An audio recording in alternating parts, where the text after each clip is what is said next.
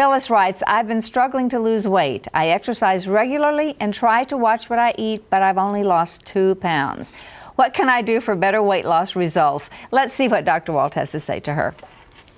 Well, given our current epidemic of obesity, not only in adults, but in teenagers and children, this is a very important question. And the research seems to be showing us that there are 3 areas we should concentrate in to get to a more healthful weight. Number 1 is eating correctly, that healthful diet that you've been concentrating on. But adding to that, number 2, step 2, is exercise. It's getting out in front of that TV, getting away from that computer, getting away from those sedentary activities, and getting more active. And then number 3, and this is a real surprise for most patients that I talk to, is getting more rest. We know that for children, teens, and adults, not getting enough sleep is associated with obesity.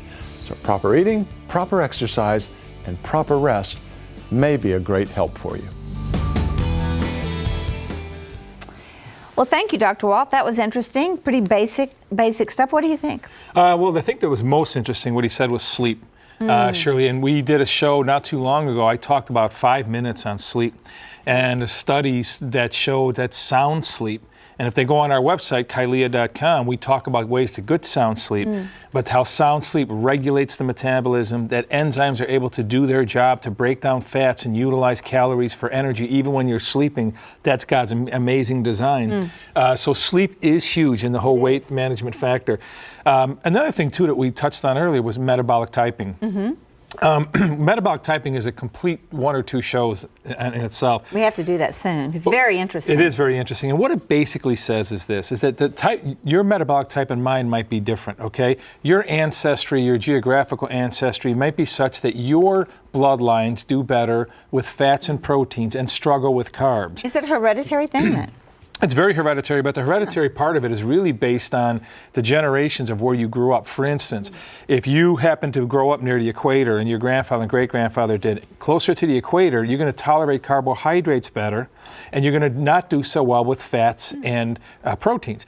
That's why you'll see a lot of those cultures near the equator will have diets that consist a lot of rice and plant food and so on and so forth.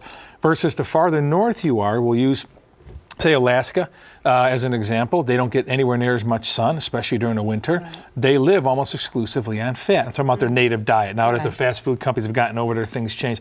The Midwest and the northeastern part of the United States, most people will do better with protein and fat and need lower carbs. So you'll fall into one of those types, a protein type, a carb type, or a mixed type. Yeah, which I am. Which is a good thing, because I can have some of both. And that could be that you originally come from the South, but now you've hailed from the North for quite some time. So that could very well be. Yeah. Again, we can go on metabolic typing a whole show, but for the viewers, just to kind of get a grasp of what metabolic type you are, look at where you live geographically and where you've been living, and you're probably going to be one of those things. I am certainly a protein type. Yeah, I do much better with proteins and fats, and I have to watch the carbs very closely. Well, are all fats bad for you?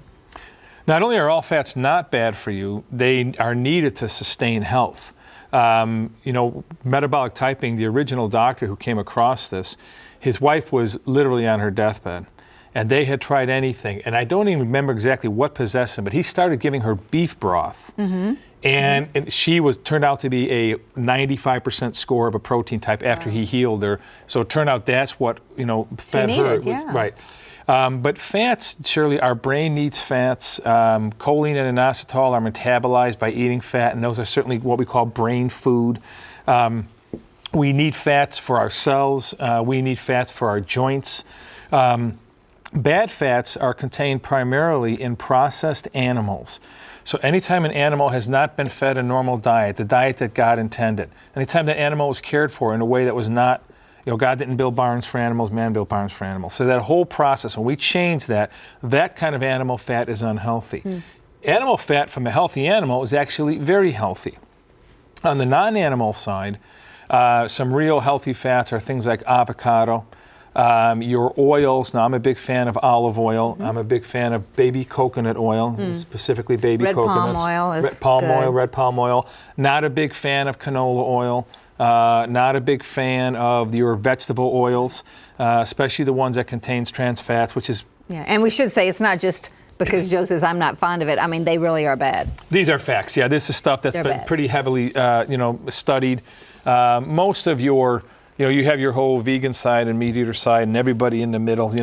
But there are certain things that both sides agree on. Well, again, we do have to keep in mind when you say if the meat is good, it's good. If you're a vegetable type, or if you're a giraffe, or rather than a lion, then you still probably don't need as many fats, right, as someone else. No, you will do better with less fats, and you'll probably be able to sustain on things like fat from avocado or from basic oils. And one of the things that people can tell, besides where they live, Shirley, is when they sit down to eat a meal, what kind of resonates with them? My wife is definitely a mixed type.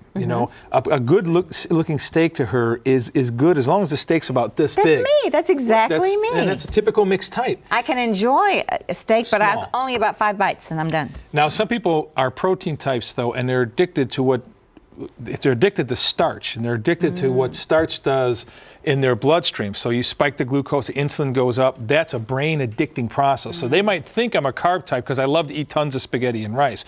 More than likely, you're a protein type because what your body's telling you is you're not tolerating the carbohydrates well. You follow me? Yes. Because if you were tolerating the carbohydrates well, your brain wouldn't go through this give me more, give me more, give me more. It's like an addiction. One of the studies I've seen done is after eating large amounts of pasta, the first thing people craved was something sweet. Now, that well, I doesn't make crave any something sense. sweet after eating anything. So Yeah, well, that's, but again, it's a habit. but it's also obvious that everything's in moderation with you. Sure. We're talking about people that are struggling.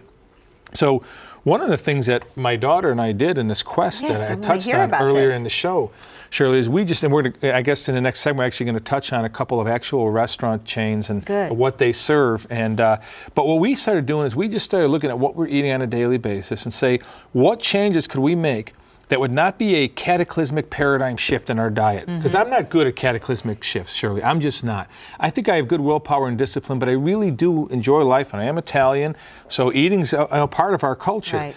So, for instance, when I was looking at sandwiches, making sandwiches, okay, I found breads, like Ezekiel bread, that has a high fiber content, which is going to help me feel fuller. It's made from sprouted grains.